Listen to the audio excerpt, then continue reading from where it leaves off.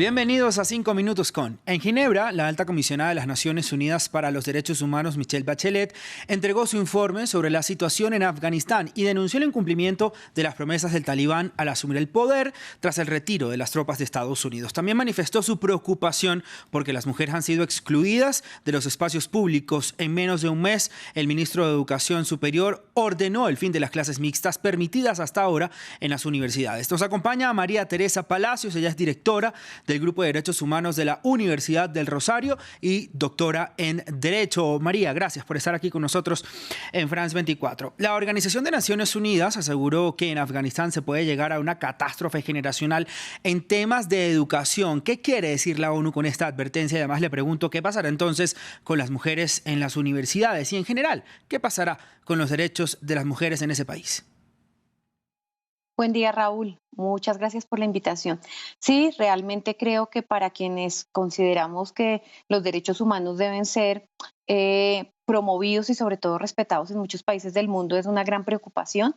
Una gran preocupación porque los derechos de las mujeres, ya en el último informe que se venía presentando sobre los derechos en Afganistán, se encontraban con una muy baja participación, no solamente en los espacios públicos, sino también incluso en espacios privados. De otro lado, pues la exclusión de estos espacios en educación preocupan gravemente porque claramente conducen a la mujer a una revictimización, a que se agudice aún más su situación de vulnerabilidad, pero que se recrudezca asimismo también los actos de discriminación en contra de ellas. Y es que la ONU busca en Ginebra un mayor consenso global para responder a la crisis afgana en la sesión 48 del Consejo de Derechos Humanos que se desarrolla. ¿Con qué medidas concretas podrían responder los países? Pues básicamente yo creo que hay mucha expectativa sobre la necesidad de que haya un mecanismo de supervisión, un mecanismo de los que, digamos, el Consejo de Derechos Humanos dispone para la supervisión de países. Y ahí tenemos el mecanismo precisamente de un mandato por país, aunque también podrían desplegarse mecanismos como las comunicaciones por violaciones a derechos humanos. Entonces pienso yo que el mundo mira con expectativa la posibilidad de que pueda haber un seguimiento puntual al caso de la violación de derechos humanos en Afganistán y pensaría que el más apropiado podría ser un mandato por país para que haya además visita en terreno al país, en el lugar de los hechos y poder constatar y documentar un poco el marco de las violaciones a derechos humanos y además el incremento de la vulnerabilidad de los derechos, no solamente de las mujeres, sino también de los niños, de las niñas, porque sabemos que la situación de derechos humanos en Afganistán es multidimensional y multinivel.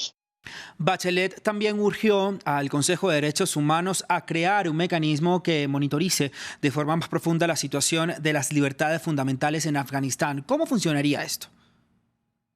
Básicamente este mecanismo es lo que hablábamos hace un momento y se trata de un mecanismo de supervisión.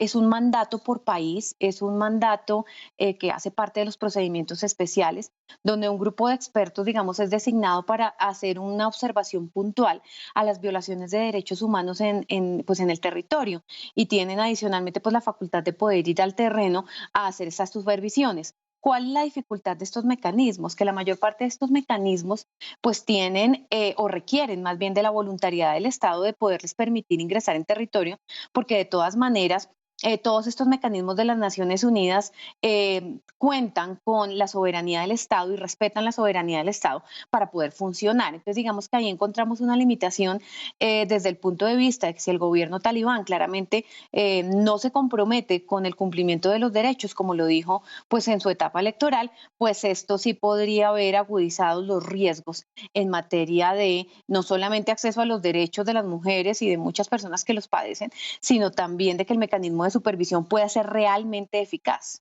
Vamos a ver entonces qué pasa, María Teresa, y ojalá sí sea eficaz para proteger los derechos humanos en Afganistán tras la toma del Talibán del poder de ese país. María Teresa Palacios, directora del Grupo de Derechos Humanos de la Universidad de Rosario en Colombia, además doctora en Derecho. Hasta aquí llegamos en 5 Minutos con por el día de hoy. Nos vemos en una próxima oportunidad. Hasta pronto.